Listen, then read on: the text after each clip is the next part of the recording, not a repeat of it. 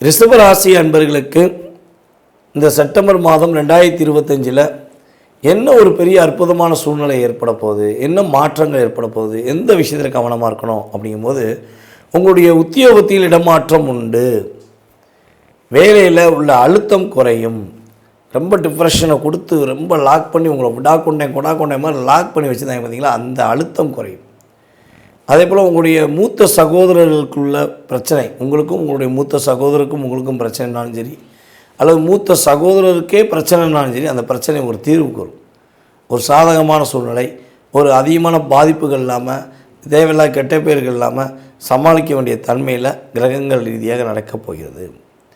நம்மளுடைய ரிஷபராசி அன்பர்கள் இந்த செப்டம்பர் மாதத்தில் நீண்ட நாட்களாக எதிர்பார்த்து காத்திருந்த செயல்பாடுகளில் உறுதியாக வெற்றி உண்டு. ரொம்ப நாளாக காத்திருக்கேன்ப்பா, இந்த விஷயம் மட்டும் நடக்கணும்னு நான் பல நாளாக காத்திருக்கேன் அப்படின்னு நினைக்கிற நம்முடைய ரிஷபராசி அன்பர்களுக்கு கிரகங்கள் சாதகமான சூழ்நிலையை கொடுக்கின்றன என்பது நிதர்சனமான உண்மை.